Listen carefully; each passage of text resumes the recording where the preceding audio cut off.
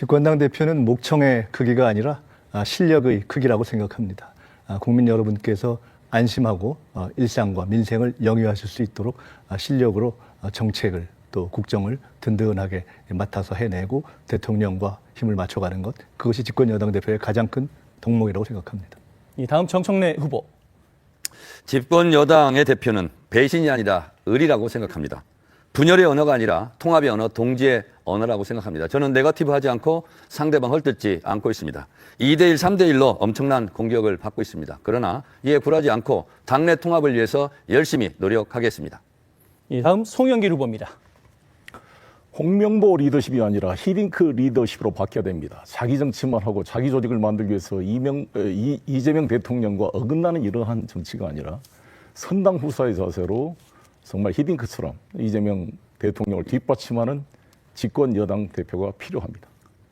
자, 두 번째 질문입니다. 상대 후보자 대비해서 본인의 비교 우위를 꼽는다면, 이번엔 정청래 후보부터 시작해 주십시오. 저는 10년 전 컷오프 공천 탈락했습니다. 탈당하지 않았습니다. 총선 승리의 재물이 되겠다고 오히려 지원 유세를 다녔습니다. 두 후보는 탈당한 적도 있습니다. 그러나 당대표가 되려고 하는 사람은 적어도 민주당의 정체성, 정통성에서 탈당한 이력은 없어야 된다고 생각합니다. 그런 면에서 저는 두 후보보다 상대적 비교 우위에 있다고 생각합니다. 다음 송영길 후보 20초 드리겠습니다.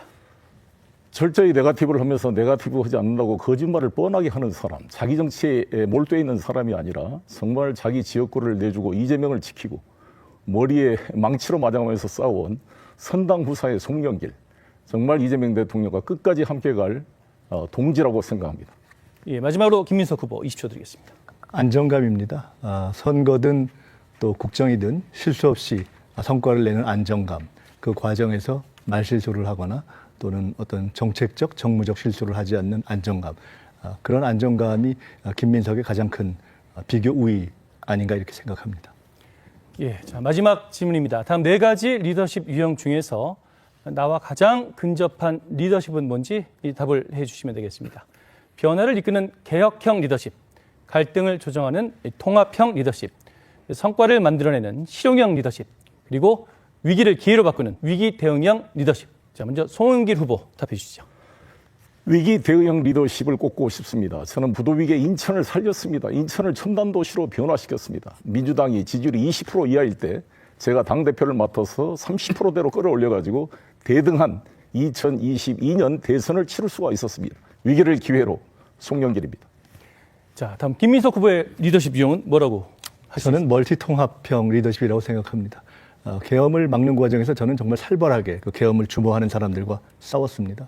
그리고 국정을 운영하는 과정에서는 매우 안정감 있게 일을 해내고 성과를 인정받았습니다. 싸울 때는 싸우고 안정적일 때는 안정적인 것. 그것이 통합적이고 균형적인 김민석의 리더십입니다. 다음 정청래 후보입니다. 변화를 이끌어내는 개혁형 리더십이라고 생각합니다. 저는 법사위원장을 하면서 국민의힘을 이겼고 그리고 윤석열 검찰 독재 정권에 맞서서 가장 많이 싸웠습니다. 그리고 당대표 하면서 내란 청산, 검찰개혁, 사법개혁, 언론개혁 그 어느 하나도 녹록지 않았습니다. 그걸 해냈습니다. 그래서 민주당 정체성, 개혁성을 지켰습니다. 네, 우리 송 후보님께 먼저 여쭤보겠습니다. 레버리지 ETF가 증시의 변동성을 키우는 매우 심각한 사안입니다. 정부가 대책회의를 하고 또 대책도 만들었습니다. 신규 출시 중단이라든가 예탁금 상향이라든가 레버리지 비율 조정 잘 알고 계실 겁니다. 근데 국민의힘은 국정조사를 요구하는 정치 공세를 했습니다. 그렇게 책임 있는 자세로는 안 보이는데 그렇다고 해서 정책적으로 거래 중단을 하면 더 큰 혼란을 가져올 수 있다고 생각합니다. 30초 내로 어떤 대안을 생각하시는지 한번 말씀 부탁드려도 되겠습니까? 애초에부터 레버리지 ETF 출시에 신중했어야 된다고 봅니다. 이것을 통해서 코스닥 자금이 다 이 코스피로 빨려 들어가고 너무 삼전 닉스에 빠져드는 면이 있었습니다. 지금 단계는 어차피 출구 전략을 찾아야 될 텐데 이 기탁금을 5천만 원 올리는 등 신규 단일 종목 ETF를 준다는 그런 방안이 필요하다고 생각합니다. 야당에서 요구하는 중에 진상조사위나 국정조사 뭐 이런 것을 얘기하는 경우도 있습니다. 이건 어떻게 보십니까? 그렇죠. 그것은 뭐 정책적으로 대안을 제시해야지 야당이 비판을 할 수가 있습니다만 지금 상황을 개선하는 데 도움이 되는 대안을 제시하는 게 필요하지 과거를 가지고 싸우고 있을 때가 아니다. 그렇게 생각합니다. 저는 당의 이제 책임을 맡게 되면은 현재 있는 K자본시장위원회를 민간 전문가를 포함해서 확대 개편하는 등의 강력한 대책 준비를 하도록 하겠습니다. 우리 정청래 후보께 여쭤보겠습니다. 검찰개혁 관련해서 정부가 제가 책임을 맡고 있을 때 이것을 5월에 빨리 하려고 했었다. 근데 당이 이것을 미뤘다 하는 말씀을 제가 드렸고 이에 대해서 논란이 있었습니다. 이제 이걸 시비를 정리해야 될 때가 된 것 같습니다.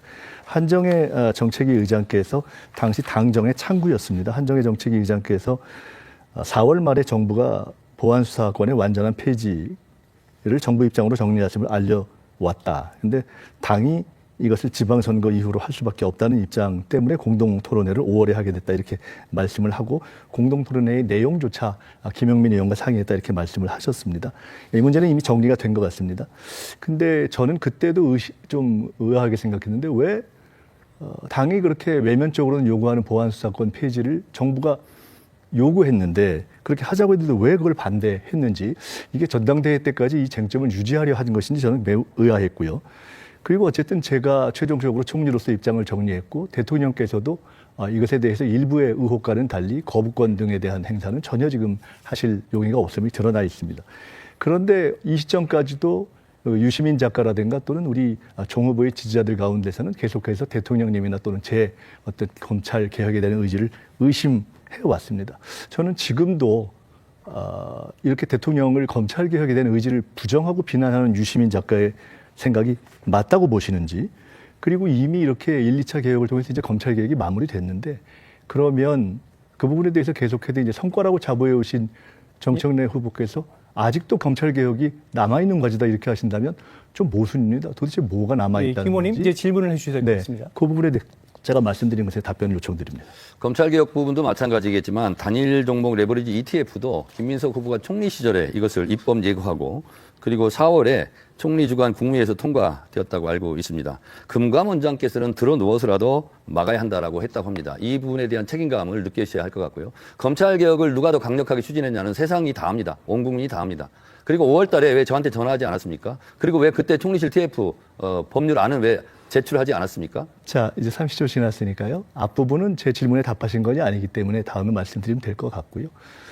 누가 진짜 진심이었는가를 밝히기 위해서 사실 이 시기에 대한 논쟁이 있는 겁니다. 왜 전화 안 하셨냐고 말씀하셨는데 검찰개혁 요 사안 가지고 한 번도 우리는 통화한 적이 없습니다. 왜냐하면 당정 협의를 할 때는 만나서 하는 것이고 이 사안은 정부의 창구와 당의 한정혜 의장을 통해서 했기 때문이고 한정혜 의장에게 입장을 전달하고 그것이 당대표에게 전달된 것을 알고 있기 때문에 전화했냐 아니냐 이것은 굉장히 비본질적인 것이고 왜 5월 달에 정부가 하려고 했는데 제가 그래서 일찍까지 밝히려고 했는데 지금 이제 밝혀졌기 때문에 제가 굳이 그걸 밝힐 필요가 없다고 생각하는데 법안을 왜 안 냈냐. 아니 정부가 보안수사권 폐지하자고 해서 입장을 물었는데 당이 오케이 안 하니까 법안을 낼 수가 없었던 거죠. 그래서 그 부분에 대해서는 이제 조금 명료하게 그 부분에 대해서 이제 더 이상 다른 말씀을 안 하시는 게 좋을 것 같고요. 또 다른 질문을 제가 하겠습니다. 검찰개혁 이후의 과제는 저는 경찰개혁과 사법개혁이라고 생각합니다. 우리 송 후보께서는 조희대 탄핵을 제기하셨고 저는 그에 공감한다는 말씀을 드렸습니다. 저는 경찰개혁에 대해서도 입장을 밝혔습니다. 근데 저는 정작 개혁을 말씀하시는 우리 정 후보께서는 개혁의 어떤 의지를 설정한 역량이 없는 것이 아닌가. 이제 경찰개혁과 사법개혁으로 넘어가고 더 확대해야 될 시점에 스스로도 완수했다고 하고 김영민 의원도 완수됐다고 하는 검찰개혁의 문제만 이야기하면 도대체 여당을 어떻게 끌고 가려고 하시는 것인지 답변 부탁드립니다. 검찰개혁에서 5월 요청을 했다고 그러면요. 5월 20일부터 지방선거 공식 선거운동 기간입니다. 토론을 5월 6일 날 했습니다. 2주간에 그걸 국회를 열 수도 없었습니다. 그래서 김민석 총리가 계속 지금 책임회피성 발언하는데 유감스럽습니다. 검찰개혁을 이번에 만수하면서 민주적 통제를 경찰 수사를 어떻게 할 것인가 그리고 피해자 보호 충실화를 어떻게 할 것인가라는 부분에 대해서는 지속적으로 노력해야 될 부분이고 그것을 보강해야 됩니다. 그리고 보안 수사 요구권을 했을 때 경찰이 듣지 않았을 경우 교체라든가 징계위원회 회부하는 문제들을 더 보강해야 된다고 생각합니다. 5월 6일 토론회조차도 저희가 여러 번 요구해다가 당에서 안 받아도 된 거 아닙니까? 그래서 그 부분을 결국 제 질문의 본질은 그것을 지금 인정하신 거 아니겠습니까? 저희가 그 토론회조차도 토론회조차도 보안수사권 폐지를 전제로 하는 것을 요구하는데 당이 안 받아서 그런 토론회를 한 거거든요. 한정혜 의장도 법률 안을 받았다고 한 것이 아니라 토론을 하자는 것을 받았다고 들었습니다. 그 부분을 결국은 늦추자고 한 것이 왜 했는가를 제가 여쭤본 것입니다. 2025년 4월에 최민희 의원이 공직선거법 개정안을 냈습니다. 그 내용을 보면 특정 종교 집단이나 별사 조직의 경선 관여를 우려하는 것입니다. 역선택 방지 조항을 넣습니다. 공동 발의자에는 정동영, 이원택 의원 등이 들어 있습니다. 2022년에 이낙연 3차 몰표 경선 이후에는 김어준, 박시영 씨 등이 신천지 개입 의혹을 제기했고 이재명 후보가 공감을 표시했습니다. 그런데 이렇게 종교단체 경선 개입을 경고하는 것이 민주당을 위헌으로 만드는 해당 행위입니까? 다른 분들은 법도 내고 또 말씀도 하고 우리 정 후보랑 가까운 분들도 말씀하시고 대통령 후보께서도 말씀하셨는데 제가 이 문제를 제기했다는 것 때문에 제가 당에서 쫓겨나야 될, 징계받아야 할 일입니까? 이게 그렇게 당을 무섭게 운영하시려고 하십니까? 신천지에 대해서 문제 제기를 하는 것이 이미 앞서서 다 하셨는데 이게 그렇게 죽을 죄입니까? 그렇게 신천지의 경선 개입이 보호받아야 할 일입니까? 한번 답변 주십시오. 김민석 후보께서 반분신을 얘기했습니다. 반명 분열주의 그리고 신천지 3자 비밀 연합을 깨는 것이 본질이라고 했습니다.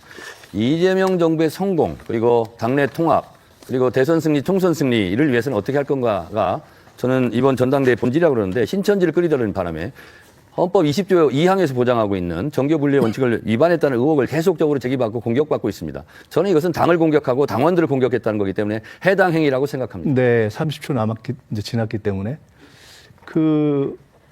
불날 것 같아요라고 말하는 게 화제범위 아니지 않습니까?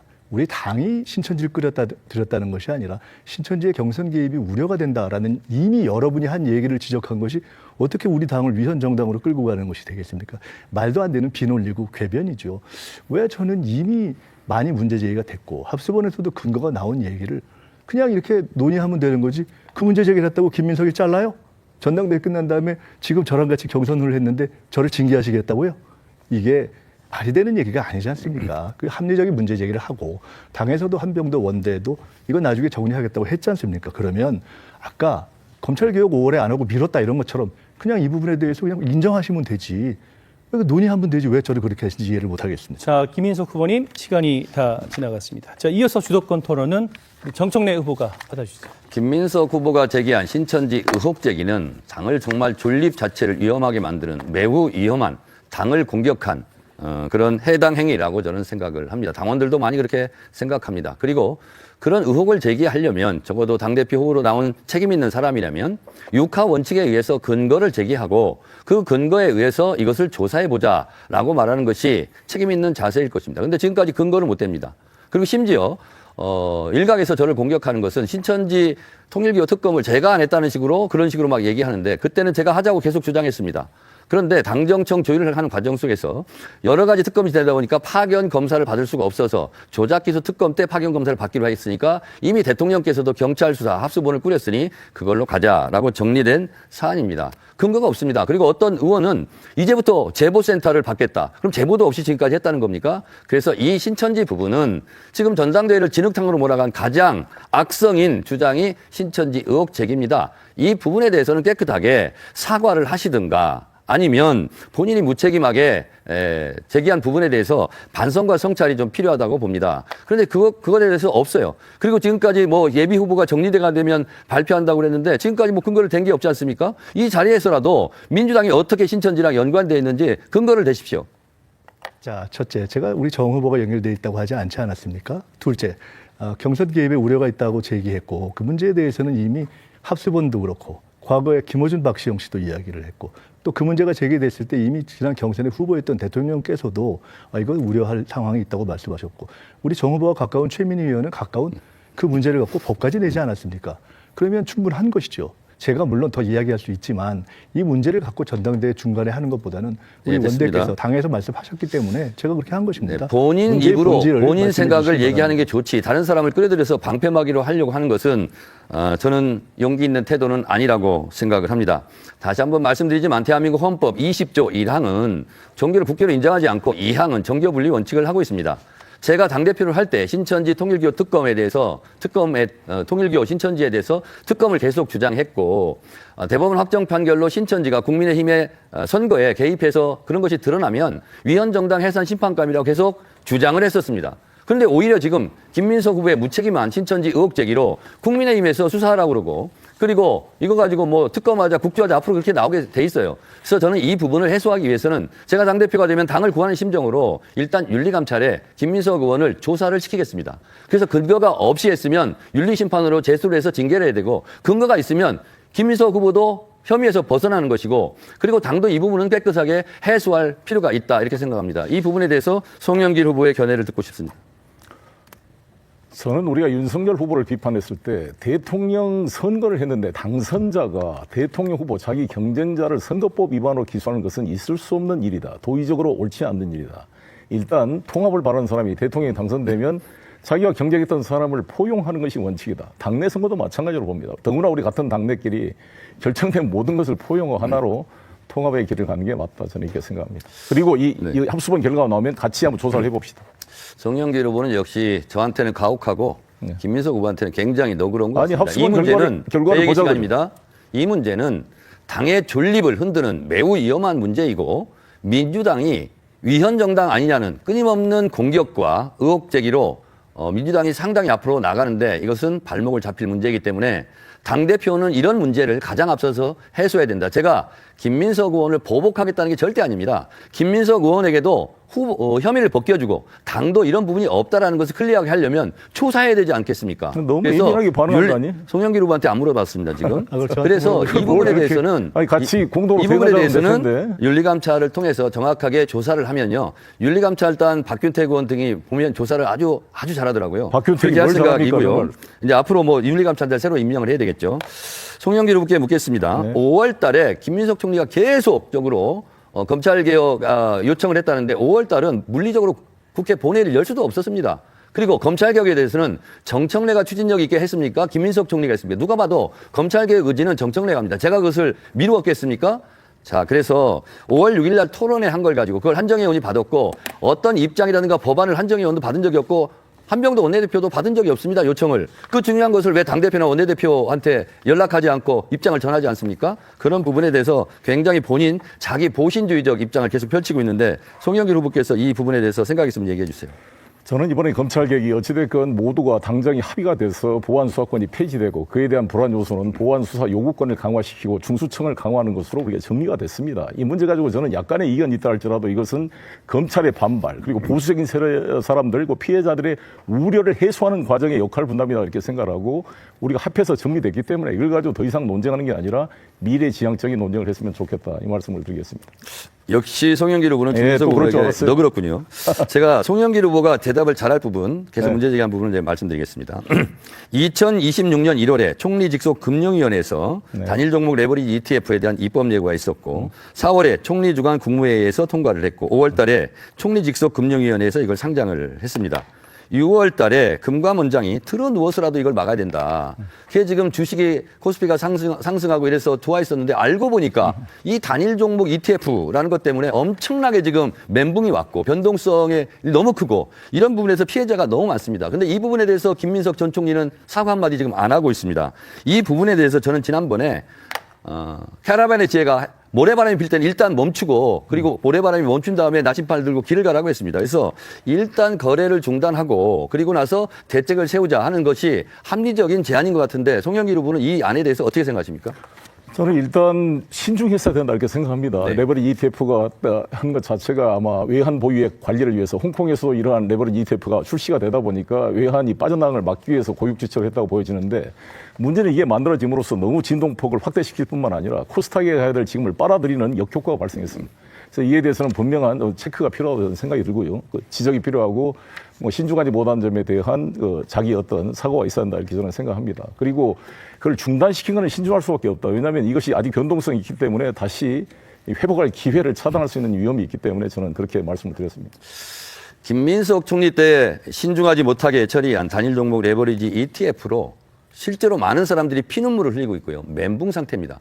주식하는 분들은 돈을 잃었다고 해서 리스크라고 생각하지 않고 변동성이 컸을 때, 불확실성이 커졌을 때 엄청난 위기의식을 느끼고 있습니다. 그래서 저는 당 지지율이나 대통령 지지율도 이 레버리지 ETF 때문에 상당히 지금 지지율이 내려가는데 큰 역할을 지금 하고 있다라고 생각을 합니다. 대통령을 보좌해서 국정 업무를 전반적으로 총괄했던 총리께서 이 부분에 대해서 아직 지금까지도 입국탓하고 있는 부분에 대해서는 참 무책임하지 않는가라고 국민들이 생각하지 않을까 그런 생각이 듭니다.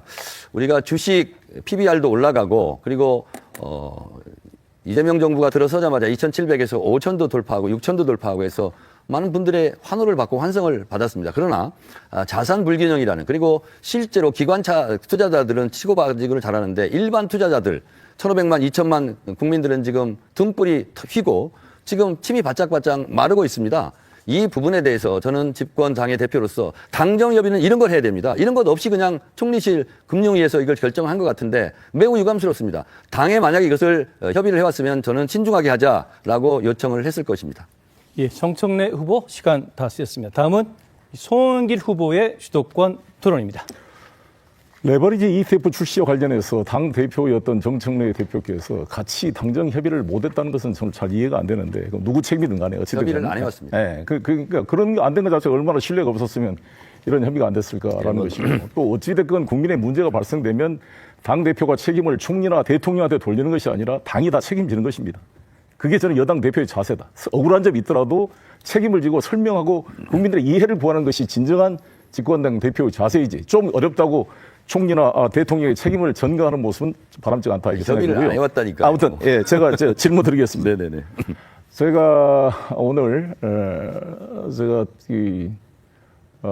우리 대법원장에 대한 탄핵소추 필요성에 대한 기자회견을 했습니다. 보셨을 것입니다. 저는 이제 우리 정청래 당대표께서 조희대 대법원장에 대해서 왜 그동안 탄핵을 시도를 안 했는지 이걸 방치하는 게 과연 옳았는지 그리고 이것이 이제 초기에는 물론 한덕수가 기각돼서 그렇지만 나중에 한덕수가 유죄가 돼서 사실상 임명하는 게 형법적으로 임명하는 게 다 위헌적 행위라고 이미 헌재가 결정을 했을 때는 탄핵 시점이 왔었는데 왜 지금까지 이게 됐는지에 대한 안타까움이 있고요. 또 최근에 이제 노태학과 이홍구 대법 후임에 대한 재청권을 전혀 행사하지 않고 있어서 저는 이거는 노골적인 헌법적 직무유기라고 봐서 저는 제가 당대표가 되면 바로 탄핵 소추를 의결하도록 하겠습니다.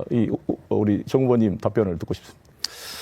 사법부에 대한 비판과 공격은 저보다 더 많이 한 사람은 없을 것입니다. 조희대 부분에 대해서도 이재명 대선 후보 선거법 파기환송 부분에 대해서 제가 강력하게 규탄했고요. 그리고 조희대 대법원을 믿을 수가 없어서 내란 재판부도 만들었고요. 그리고 법 왜곡죄도 제가 실제로 했습니다. 개인적으로 조희대 탄핵에 대해서는 저는 개인적으로 찬성입니다. 그런데 당 대표는 개인이 혼자 한다고 해서 하는 것이 아닙니다. 의원총회라든가 당원들한테 총리를 물어봐야 된다고 생각합니다. 그렇게 생각하지 않습니까?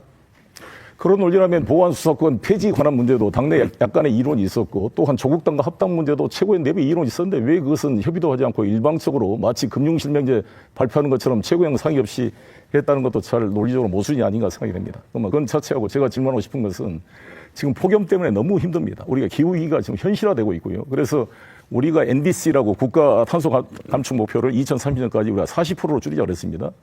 그랬을 때 2050년까지 이제 탄소 프리 이 사회를 만들겠다고 우리가 약속을 문재인 정부 때 했습니다. 그러면 지금 정책을 묻고 싶은 것은 우리가 2018년 기준인데요. 그때 우리의 탄소 배출량이 얼마고 NDC 목표 40% 감축을 위해서 어떠한 대안을 가지고 계시는지 한번 의견을 묻고 싶습니다. 이 부분은 김민석 총리하고 우리가 고위당정할 때 NDC 문제를 가지고 사실은 김민석 총리하고 지금은 좀 의견이 다를 수 있지만 그때는 둘이 손잡고 이 부분을 돌파해냈습니다. 그리고 김성환 환경부 장관이라든가 박지혜 의원 등이 주장했던 바를 실제로 저희가 관철함으로써 많은 지지자들의 요구를 정부가 좀 반대하는 데도 불구하고 저희가 좀 밀어붙여서 그걸 성과를 냈다는 말씀 드리고요. 그 탄소 배출량을 줄이는 데 있어서는 문재인 정부 또 지속돼 왔고 또 그리고 윤석열 정부 때 이것은 또 멈춰져 있고 이런 부분이 있기 때문에 이재명 정부에서 이 부분을 더 지속적으로 관철하고 좀 더 그 부분을 높여나가야 된다 이렇게 생각을 하고 있습니다. 예, 구체적 수치는 잘 기억이 안 나실 수 있는데 실제로 이게 7억 2천만 톤의 우리 CO2를 우리나라가 발생하고 있고 세계 7대 기후 악당으로 불리고 있습니다. 이것을 이제 2018년 기준인데 이것을 2030년까지 40% 낮추고 2050년에 이제 탄소 프리를 만들겠다는 것인데 이에 대한 구체적 대책이 필요하다고 보여지고요. 두 번째 질문 드리겠습니다. 제가 계속 우리 정청래 후보님이 굳이 연임을 해야 될 이유가 뭘까? 아니, 출마는 다 자유고 당연히 이제 출마하셨으니까. 근데 저는 연임의 목표라는 게 이미 검찰개혁, 보안수사권 폐지됐고 1인 1표제도 시행되고 있는데 지금은 오히려 민생 문제를 뒷받침할 그런 당대표가 필요한 시점이 아닌가 생각이 드는데 우리 정청래 후보께서 연임을 해서 가장 하고 싶은 주요 과제. 그때 유튜브 보니까 왜 나왔냐 그랬더니 더 잘하고 한 번 했으니까 더 잘한다 그래서 송영길 너는 왜 나왔냐 물어봤어. 나는 쉬었잖아. 그러니까 한번 쉬라고 그랬잖아. 쉬라고.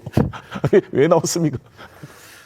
송영길 대표님도 대표를 하셨고요. 다시 하면 중임입니다. 중임은 되고 연임은 안 된다. 쉬었다가 나오라니까. 제 얘기 들으세요. 그렇게 주장은 논리적으로 굉장히 허약한 논리이고요. 민생이 개혁이고 개혁이 민생입니다. 저한테 무슨 개혁만 한다고 그러는데 개혁이 민생입니다. 민생이 개혁이 분리가 됩니까? 그리고 제가 할 때 대미투자법이라든가 행정통합법이라든가 여러 가지 3차 상법 개정이라든가 그런 게 다 있습니다. 내란 청산에 관련된 법도 많이 했습니다. 특검도 많이 했습니다. 그리고 검찰개혁 해내지 않았습니까? 아마 송영길 후보가 했으면 검찰개혁 못했을 것 같아요. 의지가 부족해서. 저는 그런 멘탈이 강하게 의지를 가지고 했습니다. 그래서 앞으로 AI 3대 강국에 대한 대비를 속도전을 해야 되는데 속도 추진력은 정청래 아닙니까? 그런 거 하고 싶습니다. 네. 그렇게 상대방을 존중하면서 말씀해 주시기 바라겠고 멘탈 말씀하시는데 제가 이렇게 검찰로부터 공격을 받고 프랑스에 돌아와서 3년 동안 제가 검찰청 앞에 와서 나부터 구속이라고 싸우는 그런 멘탈을 가진 정치인이 있었습니까?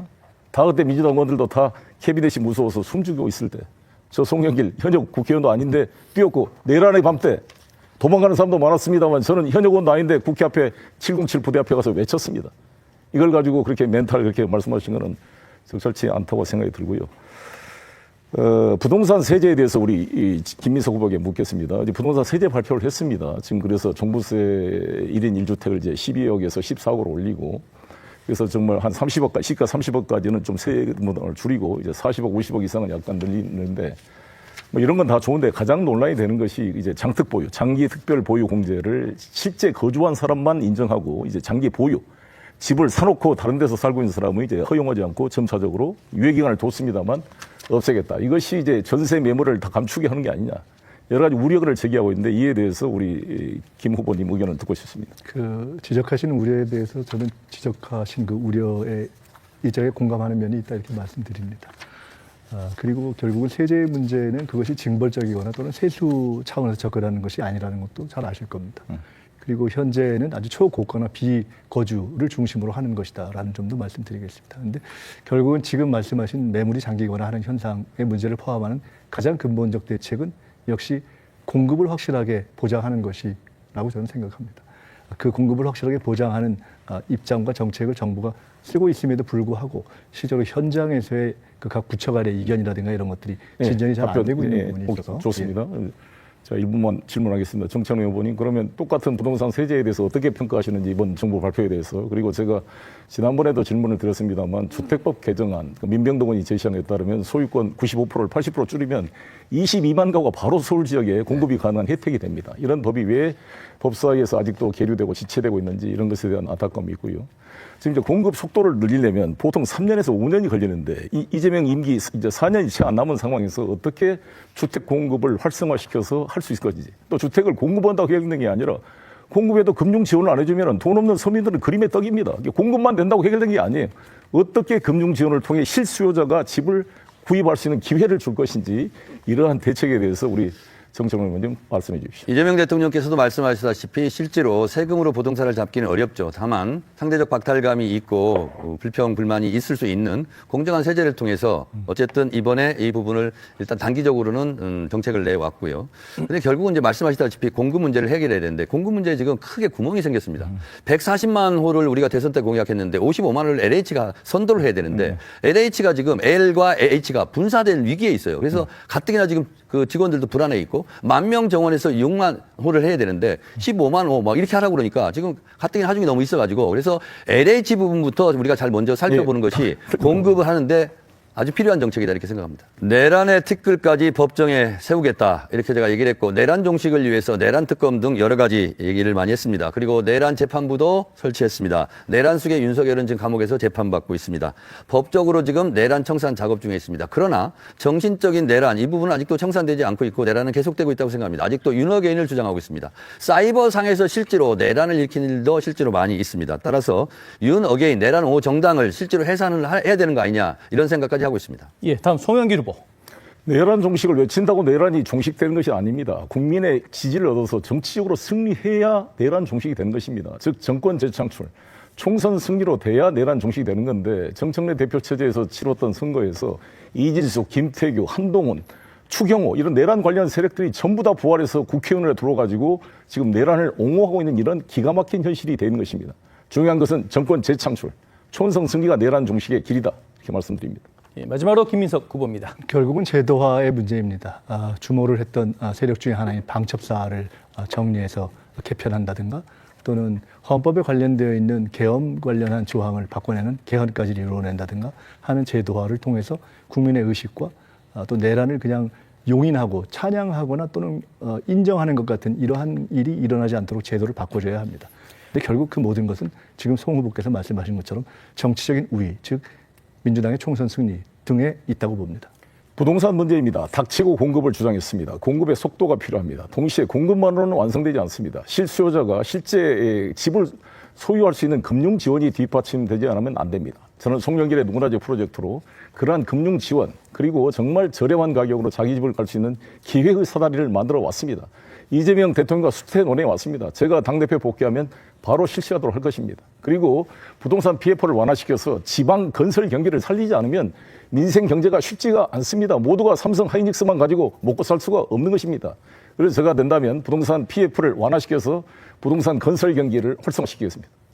자, 그리고 지방에 대한 그런 배려를 통해서 지방 경기가 활성화될 수 있도록 뒷받침해 나가겠습니다. 네, 감사합니다. 자, 이재명 정부의 성공을 위한 제1과제와 최대 장애물. 이어서 김민석 후보. 역시 당의 안정과 당정 관계의 안정이라고 생각합니다. 당의 리더십이 안정적이지 않고 당정 관계가 안정적이지 않으니까 결국은 선거가 흔들렸고 선거가 흔들리니까 정치가 흔들리고 여러 가지 정책에 대해서도 비판이 강해지고 있습니다. 그리고 그렇게 되면 아무래도 정책을 이끌어가는 정부와 대통령의 리더십과 주도력이 흔들리게 되어 있습니다.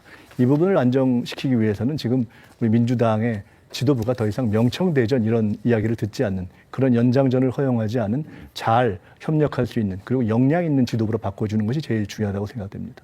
민주당의 당 지도부가 그렇게 역량도 있고 당정 관계를 안정적으로 걸어갈 수 있는 지도부로 바뀐다면 저는 부동산 문제도 현안도 있지만 가장 중요한 것은 메가 프로젝트의 성공에 전력을 다해서 당정이 성공시키는 것이다 이렇게 생각하고 있습니다. 예, 마지막으로 정청래 후보 순서입니다. 송영길 후보의 주장처럼 부동산 문제가 실제로 눈에 보이지 않지만 거대하게 밀려오는 위험스러운 파도입니다. 이 부분에서 공급을 많이 해야 됩니다. 근데 공급을 많이 하려면 실제로 집을 많이 지어야 되지 않습니까? 근데 거기에 따른 준공률이 작년 대비 올해 40% 50% 수준에 불과합니다. 이렇게 하면 공급이 되겠습니까? 그래서 과감하게 행정 규제 이것도 철폐하고요. 금융, 재정, 규제 완화 이런 것도 하고요. 실제로 그린벨트라든가 군사보호시설 이런 걸 헐어서 실제로 지장이 없다면 이거 빨리 집을 지어야 됩니다. LH도 정상화 시켜야 됩니다. 이런 문제를 해야 되고요. 가장 중요한 것은 또 지지율과 대통령 지지율, 당 지지율인데 동력이 생기지 않습니다. 국정 동력이. 그래서 당내 분열을 하루빨리 극복해야 된다. 그래서 사통통합을 제가 주장하고 있고 범민주 진보 통합 연대를 제가 주장하고 있는 것입니다. 자, 송영길, 정청래 후보 이 부동산 문제를 언급해 주셨는데요. 마지막 공통 질문 역시 부동산 정책입니다. 역시 답변 시간은 50초입니다. 자, 정부가 초고가 비거주 주택의 종부세를 강화하는 방향으로 세제 개편안을 대대적으로 손질했습니다. 시장이 어떻게 반응할지 지금 관심인데요. 자, 질문 드리겠습니다. 이번 개편안에 점수를 매긴다면 100점 만점에 몇 점을 주실지 답변을 해 주시고요. 수정, 보완이 필요한 부분이 있다면 함께 지적을 해 주십시오. 이번엔 김민석 후보부터 답변 부탁드립니다. 부동산 정책 같은 복합 정책에 숫자로서 점수를 매기는 것은 좀 적절한 것 같지는 않습니다. 문제는 어떻게 그 정책의 취지를 실현해 갈 것인가의 문제입니다. 사실은 세제 측면에서는 세수나 또는 어떤 세제의 정의라기보다는 과세의 정상화를 의도한 측면이 더 크다 이렇게 볼 수 있습니다. 그러나 역시 본령으로서의 부동산 정책의 가장 근본은 아까도 말씀드렸지만은 공급입니다.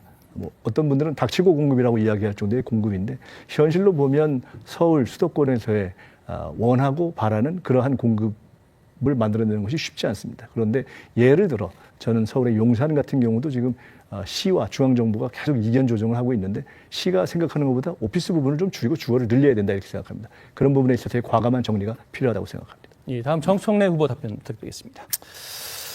정부에서 발표한 부동산 대책에 대해서 김민석 후보가 말씀하셨다시피 점수로 주기는 좀 애매한 부분이 있지만 저는 마음 같아서는 100점을 주고 싶습니다. 근데 이 100점짜리를 주고 싶은 것이 중요한 것이 아니라 100점짜리 정책으로 국회가 뒷받침하는 것이 중요하다고 생각합니다.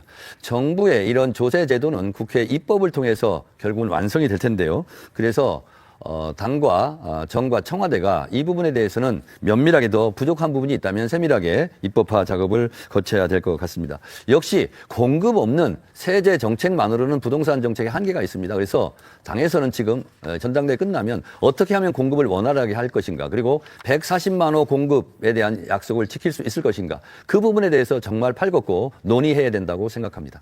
자, 끝으로 송영길 후보 답변 부탁드립니다. 종부세를 12억에서 14억으로 올려가지고 시가 20억 이상에 대해서 면세를 준 것. 1가구 1주택 거주하는 주택이죠. 이에 대해서는 정말 환영하고 잘했다고 생각합니다. 그런데 이제 문제는 가장 논란이 되는 게 양도소득세에 있어서 장특공대, 즉 장기 보유 특별공제를 직접 거주한 사람에 한정하고 그냥 하나 집 가지고 있고 똘똘한 채 가지고 있고 어디 수원이나 인천에서 다른 집에 전세에 얻어 살고 있는 사람에 대해서는 배려하지 않고 이제 앞으로는 과세를 하겠다는 것인데 여기도 저는 좀 최소화시킬 필요가 있다. 왜 그러냐면 이 사람들이 그 집 한 채 가지고 있는 거 팔아가지고 어디 이민 가지 않는 이상 어차피 집을 또 사는 거거든요. 그럼 집값에 이걸 팔아서 세금 다 떼어버리면 새로운 집을 살 수가 없어요. 같은 급으로. 이거를 투기 목적으로 계속 돌리는 것이 아니라 한 채 있는 집이기 때문에. 그래서 이 문제에 대해 신중하게 입법 과정에 조정해야 된다고 생각합니다. 1년 전 전당대회 때 저는 검찰청 폐지 소식을 추석 전 귀향길 뉴스에 들려드리겠다라고 약속했고 약속을 지켰습니다. 검찰 개혁은 이재명 대통령의 의지가 있어서 검찰청 폐지 정부조직법을 통과시킬 수 있었습니다. 그리고 지난한 과정이 있었습니다. 공소청법, 중수청법이 정부안이 왔을 때 당원들이 난리가 났습니다. 국민들도 굉장히 실망했습니다. 그래서 당에서 제가 직접 나서서 청와대 관계자와 실제로 밑줄을 그어가면서 공소청법, 중수청법을 개정을 했습니다. 이 공소청법에는 검사는 수사하지 않는다라는 기소, 수사, 분리의 대원칙을 만들었고요. 그리고 중수청법도 너무나 과도하게 실제로 정권에 대한, 정치권에 대한 수사를 없애기 위해서 직권남용죄를 실제로 뺐습니다. 이것은 그렇게 보도가 크게 되지 않았지만 엄청난 성과였습니다. 이 공소청법, 중수청법을 통과시킬 때 실제로 형사소송법을 같이 통과시켜야 된다. 그래야 검찰에 있는 7천여 명 안팎의 검찰 수사관들을 이동 분산 배치해야 될 거 아니냐. 그래야 10월 1일 날 공소청, 중수청이 출범할 거 아니냐라고 저는 개인적으로 계속 주장을 했고 당에서 노력을 했는데 그것이 되지 않고 보안사건 형사소송법 이번에야 폐지가 되었습니다. 10월 1일 날 공소청 중수청법이 출범을 해야 되는데 인원 배치가 가장 가능한지 총리로서 경험을 했을 때 이것이 가능하다고 보십니까? 그 말씀드린 그 법을 저희가 검찰개혁추진단에서 법사위원장과 법사위 간사에게 갔더니 문제제기가 있었고 당시 정청래 대표께 갔더니 정청래 대표가 그 1차 초안의 상태로 보내라고 당이 처리해 주겠다고 해서 보냈던 것을 기억하지 못하시는 것 같습니다. 당에서 보내라고 해서 보낸 안을 정청래 대표가 보내라고 해서 보낸 안을 보낸 것을 가지고 엉망이었다 이렇게 말씀하시니까 너무 황당합니다. 근데 그렇게 갔던 것이 문제가 있는 것 같아서 제가 이걸 수정하자고 먼저 이야기했고 대통령님과 이미 만나시기 전에 수정 용의를 갖고 있었던 것입니다. 좀 명료하게 해주셨으면 좋겠습니다. 그 총리실 국무조정실장이 저한테 가져오기는 했습니다. 발표 하루 전에 가져왔습니다. 그래서 제가 조정실장한테 국무실장한테 그렇게 얘기했습니다. 이거는 꼬리로 몸통을 흔드는 거다. 이거 가지고 되겠냐. 그래서 그것이 제가 부정적인 의견을 충분히 전달을 했고요. 근데 그 하루 전날 가져왔고 하루 후에 이제 발표를 해서 그 난리가 났다라는 말씀을 드립니다. 제 발언 시간입니다. 좀 조용히 좀 해주세요. 아까 한번 하셨으니까 저도 한번 하겠습니다. 네, 그럼 한번 하십시오. 네. 하루 전에 가져갔지만 당으로 보내라고 하셨다는 것을 지금 인정하시는 거 아니겠습니까? 당연히 당에 제출해줘. 법은 국회에 제출하니까요. 근데 발표 하루 전날 와서 검토를 충분히 하게 하고 실제로 브레이크를 걸 시간은 물리적으로 불가능했다라는 말씀을 제가 드립니다. 그대로 보내라고 하셨으니까 보냈던 거죠. 한 번 더 하는 건 반칙입니다. 한 번 했으니까 그냥 계세요. 송영길 후보께 여쭙겠습니다. 보안수사권 폐지에 대해서 찬성도 하셨고 그런 부분에 대해서 고맙습니다. 저희가 며칠 전에 경찰의 수사의 민주적 통제 방안, 피해자 보호 충실 의무, 그리고 보안수사 요구권에 대해서 여러 가지 장치를 실제로 제가 개인적 의견도 많이 내고 그것을 관철을 했는데 앞으로 7대 범죄에 대해서는 개별 입법으로 전권 송치를 했는데 이 부분에 대한 문제제기가 좀 있어요. 그래서 7대 범죄 개별 법안에 전권 송치한 부분에 대해서 혹시 의견이 있으십니까? 저는 뭐 잘했다고 생각이 들고요. 일단 지금 많은 우리 피해자들 또 고발인들이 이 검찰 수사가 폐지됐을 때 이 경찰 수사를 믿을 수가 있느냐. 여기에 대한 문제가 많기 때문에 우리가 중수청을 보완을 해야 되는데 문제는 중수청에 과연 검사들이 몇 명이나 올 수 있을 것 같아요? 지금 4급, 상급 준다 그러는데 거기에 대한 수사 능력이 있는 검사들을 몇 명 유인할 수 있을 것인가가 중요하고 그 다음에 6천, 7천 명에 달하는 수사계장들이 일부는 공소유지를 위해서 필요한 인력으로 남을 수밖에 있을 텐데 이분들을 어떻게 중수청으로 이전시켜서 중수청의 수사 역량을 강화시켜서 검찰의 보안 수사를 대체할 수 있는 중수청의 수사 역량을 강화시킬 것인가 중요한 과제라고 생각합니다. 네. 김민석 후보께서 공개적으로 이번 전당대회 본질은 반분신, 반명, 분열주의, 신천지 3자 비밀연합을 깨는 거다. 이렇게 말씀을 하셨습니다. 저는 지금 이재명 대통령과 뭐 김인석 수석최고도 하셨고 저도 수석최고를 했고 그리고 사선을 같이 넘었고 12.3 비상계엄을 같이 넘었고 또 노상원 수첩이 실제로 성공했다면 이재명 대통령도 김인석 우리 전 총리님도 저도 실제로 이 세상 사람이 아닙니다. 우리는 사선을 같이 넘고 동지입니다. 전후이자 동지예요. 그런데 지금 세를 자꾸 불리고 밖에 있는 분들도 끌어들여서 중도 외연 확장을 하자는 마당에 당내에서 있지도 않고 실제로 드러나지도 않는 반명을 찍어내고 배제하고 또 분열주의 하면 실제로 분열이 아닌데도 분열주의처럼 보이는 거거든요. 또 신천지 근거 없이 제기하셨고 저는 이런 부분에 매우 유감스러운데 송영길 후보는 이 김민석 후보의 반분신, 반명, 분열주의, 신천지, 3자 비밀연대를 깨는 것이 전당대회 진짜 본질이라고 생각하십니까? 오늘 정 후보님 작전은 저한테 답변 기회를 안 주는 게 작전 제가 같습니다. 답변하겠는데 저는 그래서 우리 정청래 후보한테 부탁드리고 싶은 게 그런 오해 소지가 안 나오려면 적어도 유시민 작가 같은 분들이 그렇게 대통령 공개하면 거기에 대해서 반발을 하세요. 하지 말아라 유시민 잘못했다. 그리고 일베 게시판에서 대통령을 공격하는 이러한 댓글이 난방이 돼서 분명하게 아니다라고 딱 선을 그어주고 말을 해주면 얼마나 좋습니까? 그런 걸 안 하고 침묵한다. 그리고 최민희 후보도 그러고 다들 이러니 이게 뭐지라는 이게 오해의 소지가 나오는 거 아니겠습니까? 저는 지금이라도 정청래 후보께서 대통령을 공격하는 이런 행위에 대해서 앞장서가지고 그걸 방어하고 비판해줘서 같은 그러한 동지적 관점을 확인할 수 있게 해주시길 바라겠습니다. 송영길 후보와 김민석 후보보다는 제가 그래도 이재명 대통령과의 의리를 끝까지 제가 지킬 것이다라고 말씀을 드리고요. 의리는 지켜본 사람이 지키는 거고요. 배신도 해본 사람이 또 한 번 배신하게 돼 있습니다. 다음 질문을 드리도록 하겠습니다. AI 3대 강국으로 우리가 우뚝 올라섰습니다.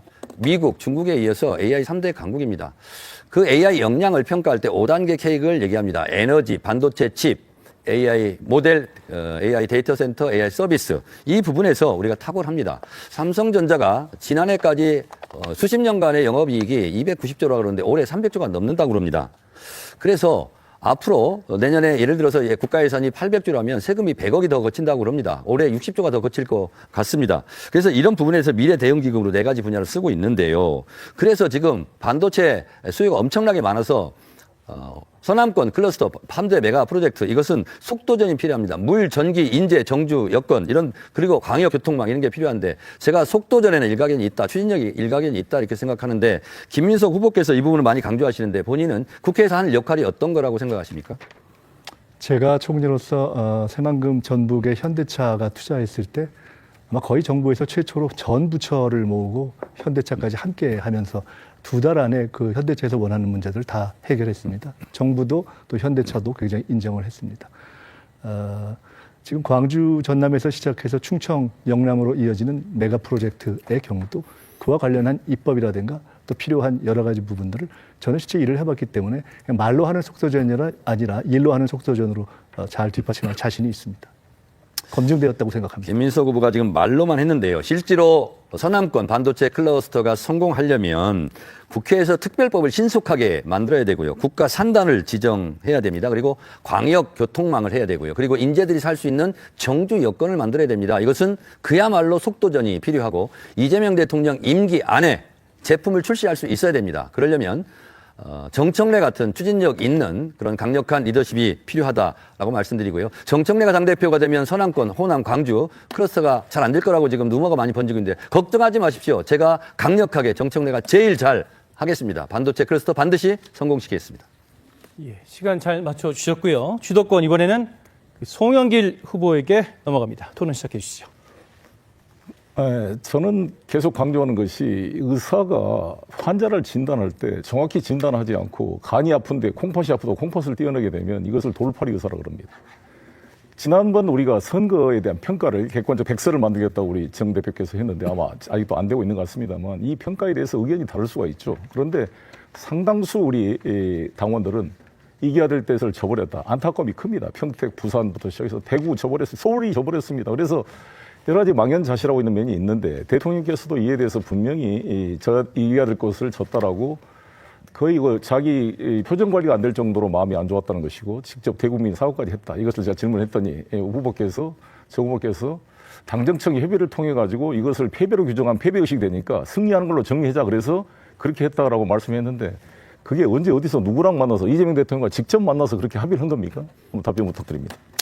송영길 후보도 대표를 해보셨고 김민석 총리도 총리를 해보셨기 때문에 당정청 조율 과정에 이런 의견 저런 의견은 발설하지 않는 게 맞습니다. 저는 지금까지 그 부분에 대해서 발설하지 않았습니다. 발설하지 않는다는 것을 이용해서 언제 어디서 누구랑 얘기했냐 이렇게 말씀을 지나치게 하시는 것 같은데 그렇게 하더라도 저는 그 부분을 발설하지는 않겠습니다. 그것만 말씀드리겠는데 조율을 통해서 네. 패배로 규정할 수는 없다. 그래서 승리로 규정하자라고 해서 6월 4일 날 제가 발표했다는 말씀을 다시 한번 말씀드립니다. 좋습니다. 그러면 지나가고 우리 이 정청래 대표께서는 조국혁신당을 너무 사랑한 것 같아요. 그 뭐 조국혁신당 대표 수준으로 이렇게 조국혁신당에 대해서 애정을 표하고 있는데 조국혁신당 대표 조국을 위해서 지난번 평택에 후보를 안 낸 게 맞았다 이렇게 스스로 잘못했다고 자기 반성을 했습니다. 직접 김영남 후보를 전략 공천했고 후원회장까지 맡았는데 한 번도 딱 개소식 때 말고는 한 번도 선거회장에 가서 지원 유세도 안 했습니다. 그리고 서울시장 정원호가 패배했는데 여기도 조국혁신당과 합당했으면 이겼을 것이다. 그리고 울산은 또 통합을 하니까 이겼다 그러는데 아시다시피 울산은 진보당 한 10%의 지지를 갖는 김종원 후보와 통합으로 이긴 거고 거기 황명필 후보는 0.8% 1%가 채 안 되는 조국혁신당 후보의 통합이 무슨 의미가 있었는지 모르겠고요. 서울은 조국혁신당 후보가 나오지도 않았습니다. 저는 조국혁신당과 통합했으면 더 많이 졌을 거라고 보여집니다. 왜 이렇게 조국혁신당에 맹신을 하는지 그리고 이것은 정 후보께서 그렇게 생각할 수가 있는데 그거를 그러면 최고위나 당원들의 총의를 모아서 해야 됩니다. 제가 당대표 시절에 열린우리당 최강욱 대표하고 통합을 할 때는 대선이라는 과제가 있었고 제가 우상호를 그 교섭 대표로 임명을 해서 투명하게 최고위에 보고하고 교섭을 통해 없이 무리 없이 이렇게 합당이 했단 말이에요. 그런데 조국혁신당 얘기는 갑자기 발표를 한 거잖아요. 최고위에다 상의도 없이 왜 그랬냐 그랬더니 유튜브 나오셔서 금융실명제 뭐 상의하고 발표했냐 이렇게 말씀했는데 반대할 줄 알고 안 했다는 거 아니에요. 이게 저는 어불성설인 게 아니 반대를 수용해서 의견을 모아가지고 통합을 해야지 반대할 줄 알고 혼자 그냥 발표했다. 이건 정말 논리 안 맞는 것 같은데 어떻습니까? 이 조국혁신당 이 합당해야 서울시장 승리한다는 근거가 뭡니까? 합당한다면 무슨 당대당 합당을 하겠다는 거예요? 흡수 합당을 하겠다는 겁니까? 송영길 후보께서는 단어 사용을 정확하게 해주시기 바랍니다. 제가 한 것은 조국혁신당과의 합당 선언이 아니라 제안입니다. 제안을 한 거고 그다음부터 논의를 하면 되는 거고요. 하루 전에 이틀 전에 논의를 하는 거나 이틀 후에 하는 거나 똑같습니다. 그런 부분이고요. 6.3 지방선거가 끝나고 반성과 성찰을 해야 됩니다. 반성과 성찰의 자유는 저한테 있는 거죠. 그렇습니다. 그것도 하지 말라라는 것은 아니겠죠. 그래서 이렇게 했으면 더 좋았을 걸이라는 그런 반성과 성찰은 당연한 거 아니겠습니까? 그거 안 하십니까? 송영길 후보는? 좋습니다. 그러니까 이제 그에 대해서 평가를 하는 거죠. 이렇게 어차피 이번 전당대회를 통해서 당원들이 평가를 받기 위해서 이렇게 논쟁을 한다는 말씀을 드리고. 송영길 후보보다는 예, 말씀하십시오. 예, 우리 정청래 후보께서는 그렇게 생각할지 모르지만 저는 조국혁신당과의 이 협력의 문제는 꼭 통합이 아니라도 일단은 저는 당대표가 되면 조국혁신당 합당을 논의를 하지 않을 것입니다. 1년 동안 자강 노력을 해서 2030 확대를 노력할 것입니다. 신장식 대표도 자강을 우선하겠다고 말씀했습니다. 그래서 오히려 교섭단체 요건을 10명으로 낮춰줘서 자율적으로 조국혁신당이 뛰게 하고 사안적으로 협력해서 하는 게 저는 맞다 이렇게 생각합니다. 이걸 잘못 합당하게 되면 역효과가 나올 수 있다 이 말씀을 드리고요. 이걸 꼭 제가 물어보고 싶었는데 정청래 후보께서 법사위원장으로 윤석열 탄핵에 주도했던 것, 수고했던 것 제가 인정합니다. 그런데 법사위원장 일종의 소추위원으로서 소추 유지를 담당할 검사 같은 역할을 하시는 건데 거기에 이창수 지검장을 비롯해서 조상원, 감사원장, 한덕수, 최상목 전부 패소했습니다.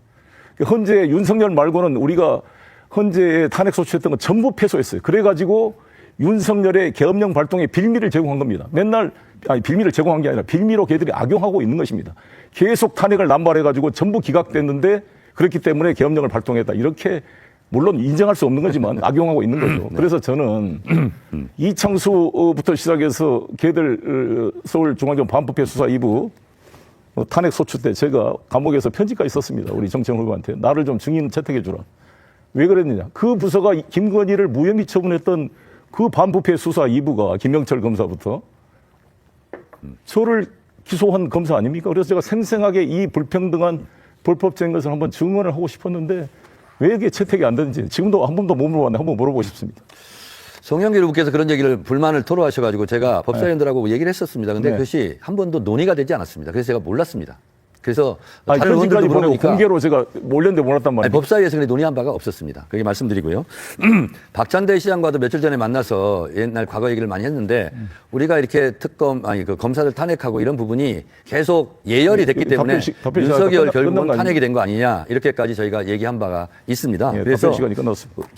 18초 남았잖아요. 남았습니다. 18초. 남았습니까? 야, 10분. 네, 시간까지 오버하지 마세요. 죄송합니다. 네, 그래서 법사위원장으로 혼자 한 게 아니고요. 원내대표와 다 조율해서 상의해서 당 차원에서 한 거지. 저는 그 임무를 수행한 것입니다. 박찬대 시장한테 한번 물어보세요. 글쎄요. 저는 소추위원이라 그런다면 제가 이광범 변호사, LKB 이광범 변호사가 제 변호사기도 하고 이 헌법 소추위원 대리인이어서 제가 면회를 왔을 때 정청래 소추위원을 만난다 그래서 만나면 제 이야기를 전해 주십시오라고 했는데도 전달이 안 됐다는 게 참 이해할 수 없는 일이고, 내가 검사다, 내가 소추위원이라고 한다면 그 변론 과정에 아무런 변론 증인 하나도 없이 이 변론에 뭐 충실한 내용 하나도 없이 그냥 진술만 하고 그쪽 답변만 두고 그냥 기각돼 버렸어요. 그래서 저는 없는 증거도 찾아서 우리가 증인을 세워야 되는데 내가 이렇게 공개적으로 송영길 TV에 정청래 후보한테 공개 요청도 했는데 이것이 전달이 안 됐다는 게 안타까운 못 일이고요. 봤습니다. 미안합니다. 예, 그리고 우리 김민석 후보한테 묻겠습니다.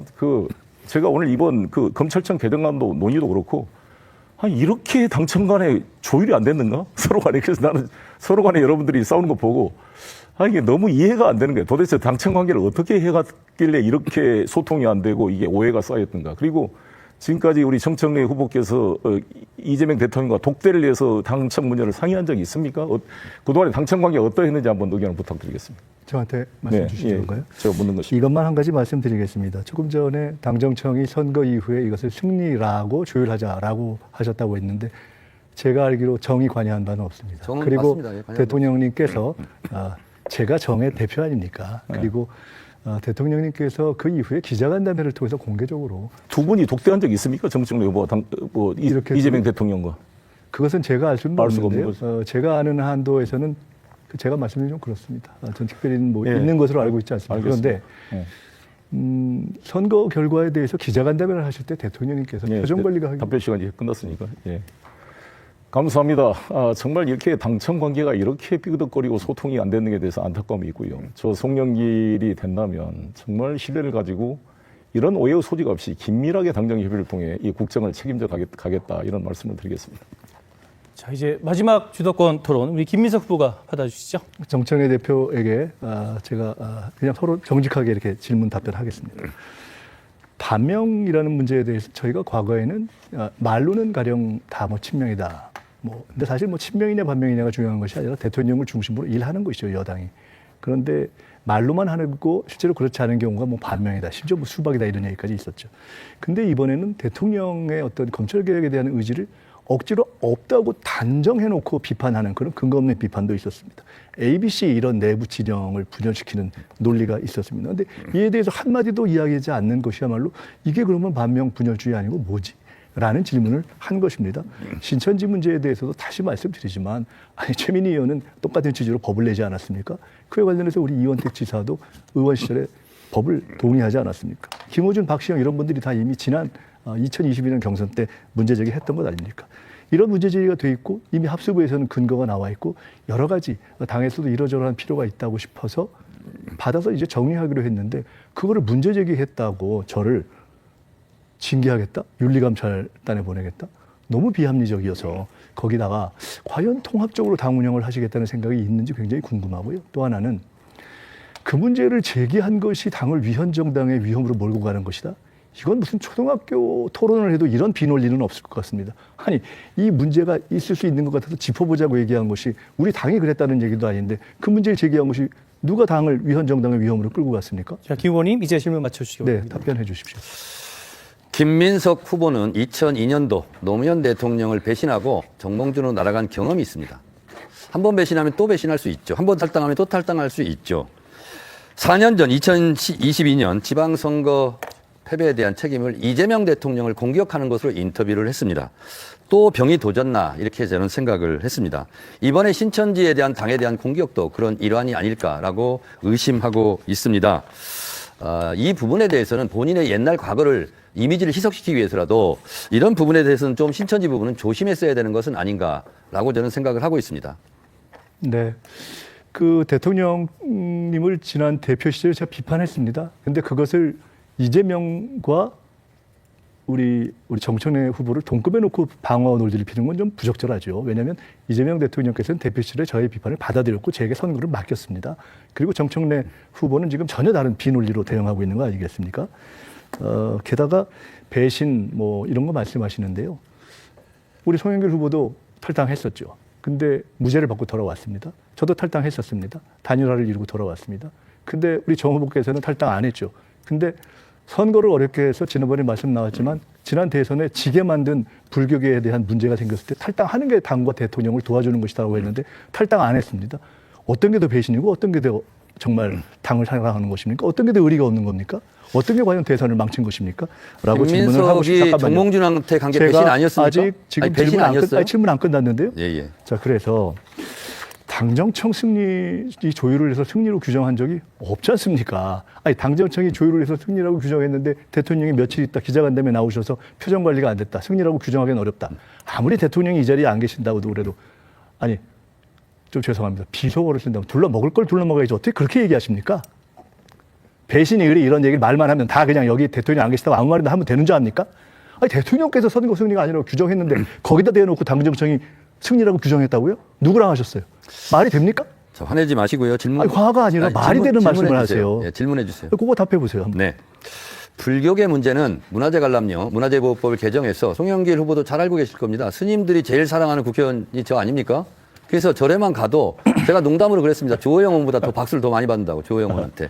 그 정도로 불교 문제는 깨끗이 해결이 됐고요. 그거를 계속 얘기해봤자 그걸 얘기해봤자 불교계에서 저에 대한 지지만 높아진다는 그 생각을 문제가 하고요. 정리가 안 돼서 대선에 노무현 대통령 그 형몽준에게 날아가서 우리 노사모들이 얼마나 분노했는지 아직 기억이 안 나십니까? 그래서 그런 부분에 대해서는 이런 얘기가 나오면 물론 본인한테 불리하고 아픈 거겠죠. 이제 그럴 마무리가 때는 됐습니다. 그냥 제가 깨끗이 사과하는 게 질문하겠습니다. 좋습니다. 자, 네. 다른 말 할 거 없이. 그 한정혜 의원이 이렇게 얘기했습니다. 지난 4월 말 정부는 검사의 수사권 완전 폐지를 정부 입장으로 정리해서 알려왔습니다. 근데 당이 정부의 입장 정리에도 불구하고 논의를 진행하지 못했습니다. 당정은 그래서 공동토론회 개최를 하기로 한 것입니다. 그리고 그 토론회 내용은 제가 몇 번을 강조해서 보안수사권 폐지를 중심으로 하라고 한 것입니다. 그때까지도 우리 정 후보께서 계속해서 문제 정리를 안 한 거 아닙니까? 그래서 제가 아까 물은 거 아닙니까? 왜 도대체 일찍 끝낼 수 있는 5월이니까 5월에 했다? 제가 5월이 아니라 이미 4월에 제기한 것입니다. 5월 며칠 날 끝내려고 된다고 생각하셨습니까? 그런데요. 본회의가 이미 열릴 4월부터 수 있었습니까? 얘기했는데 잠깐만요. 본질을 피해가지 마시고 뻔뻔하시네. 이미 4월 전에 끝내자고 했는데 왜 굳이 지방선거 뒤로 왜 굳이 전대 때까지 이 쟁점을 끌고 가려고 하셨죠? 대단하시네요. 아니 한번 설명해 보세요. 자, 총리 TF에서 보안수사권 유지냐 폐지냐 이 부분에 대해서 계속 솔직히 뭉갠 거 아닙니까? 그리고 돈도 많이 쓰고 했는데 결국은 안을 못 내지 않았습니까? 이게 형사소송법 196조 검사 수사를 못하게 하는 거 한 조항만 드러내면 됩니까? 수십 개 조항이 필요하고 수십 일이 필요하고 이번에 법사위 법안소에서도 수차례 토론을 한 겁니다. 5월 6일 토론했어요. 5월 21일이 6월 3일 지방선거 공식 선거운동 기간입니다. 그럼 그 전에 그때 해야 된다는 거 아니겠습니까? 근데 왜 당대표 원내대표한테는 요청하지 않습니까? 다시 본질적 질문으로 들어갑니다. 네. 다시 본질적 질문으로 당시에 창구였던 한정혜 의장을 통해서 이미 5월 전에 4월부터 제가 한정혜 의원한테 제가 달리 않았습니까? 지금 하시는 얘기하고 다른 얘기를 제가 그런데 들었습니다. 그것은 이미 지금 제가 발표된 판넬도 거 만들어왔는데 아니겠습니까? 들지는 않겠습니다. 그래서 그 부분에 대해서는 사실은 저는 더 이상 검찰개혁을 좀 무려먹지 않았으면 좋겠습니다. 아니 일찍 끝내려고 했는데 왜 대통령의 검찰개혁 의지를 자꾸 없다고 하고 총리가 그렇게 끝내려고 했는데 당에서 밀어놓고 그것을 그렇게 하고 도대체 이해가 안 간다. 자, 다른 얘기 좀 하겠습니다. 1년 미룬 게 더 자, 미룬 거죠. 총선 지금 제 시간입니다. 총선을 치러야 되는데 선거는 기획력과 이 신중함이 중요합니다. 부산에 가서 오빠라고 실수하지 않으셨습니까? 평택 정리 못하셨지 않습니까? 지난 대선에는 봉해 김선달 실수로 사실상 대선 패배에 주책임이 있었던 거 아니겠습니까? 앞으로 큰 선거를 맡아서 또 실언 안 한다? 실수 안 한다? 어떻게 보장하겠습니까?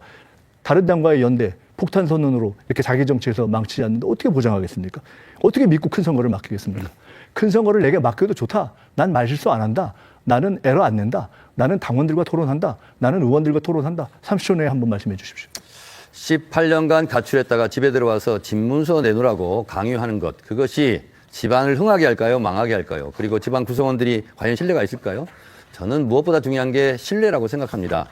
한 번 못 믿으면 못 믿을 사람이 되는 거고요. 의리를 지키고 당을 위해서 헌신하면 믿을 만한 믿을맨이 되는 겁니다. 못 믿을 사람, 그것이 신뢰에 가장 크게 영향이 있고 총선 승리, 대선 승리의 가장 걸림돌이라고 저는 생각합니다. 자, 김 후보님, 우리 송영길 후보께도 질문을 좀 부탁드리겠습니다. 네, 송 후보께 여쭤보겠습니다. 저는 통합 문제와 관련해서 지금 여러 가지 얘기가 나왔는데 우리 정 후보가 사실은 의원들과의 소통, 당원들과의 소통, 절차 민주주의에 대한 굉장히 중요한 취약성이 있다고 생각합니다. 어떻게 판단하시는 건지, 이렇게 해서 또 대표임을 해도 괜찮다고 네, 보시는지. 저는 정말 심각한 문제가 있다고 봅니다. 이 소통하는 방식이. 그리고 국회의원 161명을 160만 당원과 갈라쳐가지고 공격하는 것은 마치 모태통 시대의 홍위병이 당 지도부를 공격하는 그런 걸 연상할 정도의 좋지 않은 태도다 이렇게 생각합니다. 국회의원과 당원들을 같이 통합시켜서 하나로 만들려는 자세가 필요하고 국회의원들과 소통이 안 되고 당정간도 소통 안 돼서 이렇게 안 되고 제가 그렇게 공개적으로 나를 증인 채택해 주라는 것도 아직도 몰랐다 그러니 얼마나 소통이 안 됐으면 모든 인터넷에 네, 다 그렇게 공개된 것도 안 됐습니다. 됐는지 5초 남았습니다. 아쉽습니다. 유능한 민주당을 만들기 위한 든든한 당대표로서의 역량을 평가해 주시기 바랍니다. 존경하는 국민 여러분, 당원 동지 여러분, 정말 이 폭염 속에 어떻게 이 TV 토론 보셨습니까? 정말 국민의 억울한 눈물을 닦아주는 정치를 하겠습니다. 정권은 짧고 국민은 영원하다 이렇게 말을 하면 안 됩니다. 이 소중한 이재명 정부 지켜내겠습니다. 국민들의 삶을 개선시켜 뛰겠습니다. 봄이 가고 나니 봄인 줄 알았다고 말씀하시는데 진짜 그건 노무현 대통령 때뿐만 아니라 지금 우리 이재명 대통령도 마찬가지입니다. 세계적으로 다 보수화되고 무경화되는 속에서 민주주의 국가 대한민국을 지키고 있는 이재명 정부입니다. 너무나 소중한 정부입니다. 부족한 점 보완하고 이재명 정부 성공에 나갑시다. 이재명 정부에 대해서 부당한 공격을 하면 같이 막고 비를 맞으면서 지켜냅시다. 또 우리가 그런 사람 없습니다 노래를 부르면서 슬퍼해야 되겠습니까? 정말 이 소중한 빛의 혁명으로 만들어진 이재명 정부를 든든하게 지켜나갈 버팀목 기호 1번 조송영길 해내겠습니다. 민주당의 뿌리입니다. 여러분과 함께 이재명과 함께 뛰겠습니다. 기호 1번 감사합니다. 부탁합니다. 자, 김민석 후보 마무리 발언 1분입니다. 왜 싸울까 걱정도 하시겠지만 이것은 당의 또 정부와 또 나라의 미래를 위해서 꼭 필요한 불가피한 저는 논쟁이라고 생각합니다. 더 이상의 명청대전은 안 됩니다. 민생 실용 확장 노선으로 가야 합니다. 당청 간의 신뢰를 구축해야 합니다. 당정청 간에 조금 전에 말씀드린 검찰개혁의 시기, 선거에 대한 규정, 이 모든 것이 다 믿을 수 없게 이야기하는 그런 당대표로 어떻게 남아있는 4년을 갈 수가 있겠습니까? 더 이상 한두 개의 개혁을 갖고 사골탕처럼 우려먹는 저는 그러한 정치는 안 된다고 생각합니다. 민생에 대한 책임감을 갖는 그런 든든한 당대표를 세워주십시오. 최선을 다해서 노력하겠습니다. 절박한 마음으로 민생을 살리기 위해서, 이재명 정부의 성공을 위해서, 총선 승리를 위해서, 그리고 그로부터 해서 젠슨 황이 이야기하지 않았습니까?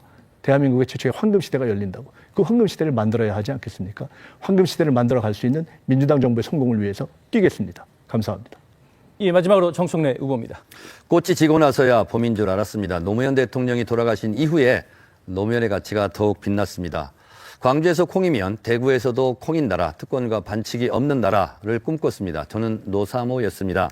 2002년도 정몽준과 노무현 대통령과의 단일화 과정 속에서의 김민석 의원의 행위는 지금도 아픔으로 남아 있습니다. 다시는 이런 일이 있어서는 안 되겠습니다. 제가 그래도 의리만큼은 정청래 아니겠습니까? 제가 그냥 우스갯소리로 정청래의 의리는 의리의리하다. 제가 이렇게 얘기합니다. 1인 1표로 치러지는 당원 주권 정당을 지금 하고 있습니다. 제가 1인 1표를 시행하는 과정에서 수많은 반대가 있었습니다. 강력한 개혁에는 강력한 저항이 따릅니다. 지금도 1인 1표를 흔들려고 하는 세력, 사람들이 있습니다. 1인 1표를 지키겠습니다. 당과의 의리, 이재명 대통령과의 의리, 당원 주권 정당 1인 1표의 의리를 지키겠습니다. 당원 여러분들 도와주십시오. 고맙습니다.